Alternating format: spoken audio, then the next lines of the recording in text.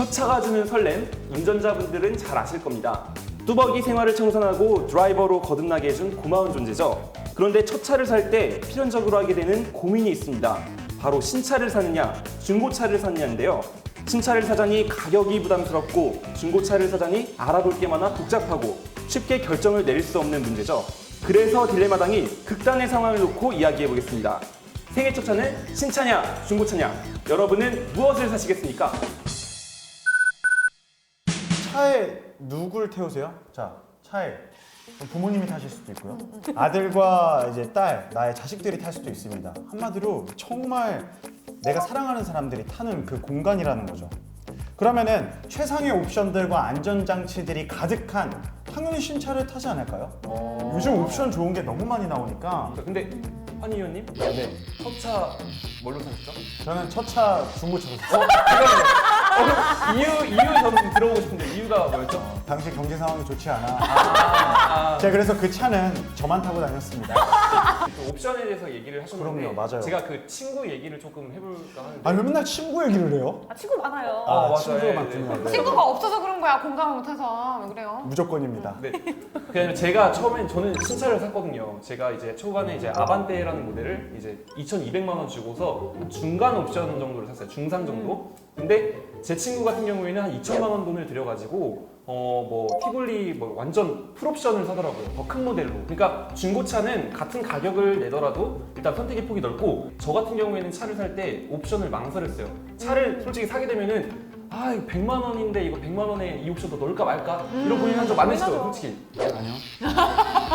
무조건 좋은 아니에요. 옵션을 삽니다. 소통이 안 돼가지고. 원래 차는 풀옵션이에요. 무조건. 아니 아시죠? 같이 밀리셨대잖아. 옵션 얘기를 하더라도 저는 일단 뭐 중고차가 풀옵션을 더 사기에 더 좋다고 말씀을 드리고 싶어요.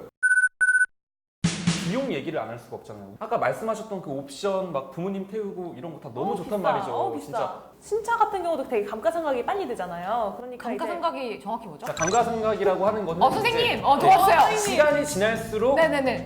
자마. 네. 시간이 지날수록 값어치가 떨어지는 거죠. 예, 예. 값어치가 떨어지는 거죠. 신차는 사실 한 번 사면은 되게 오래 타야 되거든요.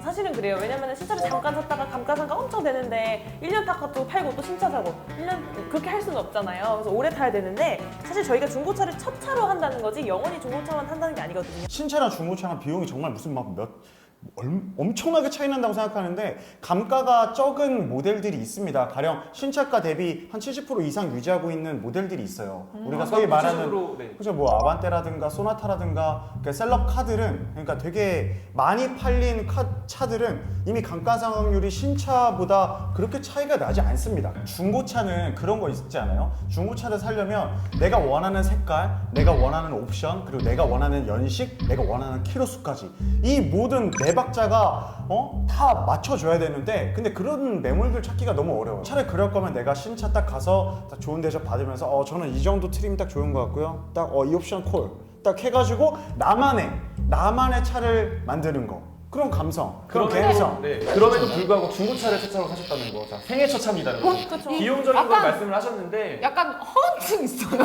네. 첫 어떻습니까? 차를 신차로 구입하는 사람들이 점점 줄어들고 있어요. 그래서 맞아요. 20년 전보다 13%가 감소했고요.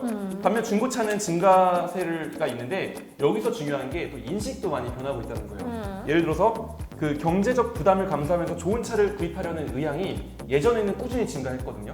근데 2014년에서 2018년도까지는 이제 예전 그 1997년도 전보다도 더 낮아요, 그 인식이. 그러니까 내가 굳이 경제적 부담을 막 해가면서 신차를 살 필요가 있을까? 신차는 처음에 사시면 초기에 유지 비용 자체가 아예 들지 않습니다. 기름값만 낼 정도만 되시면 돼요. 하지만 중고차는 어떻습니까? 언제 쓸지 몰라요. 나 너무 불안해. 물론 그렇지 않은 중고차도 있습니다. 하지만 그 카센터를 가거나 그럴 때는 비용이 일반 신차들보다도 훨씬 더 많이 들 수 있는 거죠.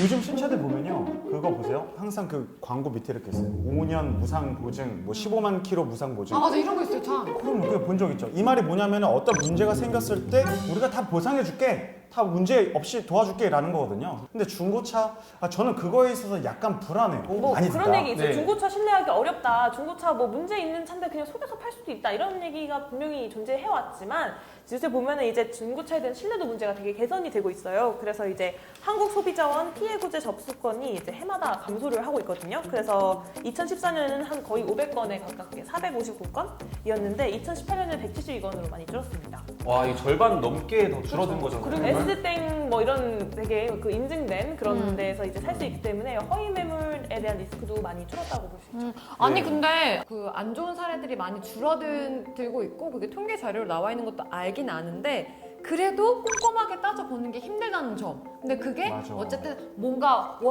하나의 서비스로 딱 완결되어 있는 게 저는 신차인 것 같아요. 그런 게 좀 중고차 다르죠. 같은 경우에도 이제 요즘에는 이제 딜러들이 이제 굉장히 설명을 잘 해주고 네, 요즘 서비스들이 굉장히 발전했다는 거 그런 거 말씀드리고 싶고 중고차 구매 대행 서비스가 근데 다 있어요. 맞아요. 예, 어플 같은 게 요즘에 굉장히 잘 돼 있거든요.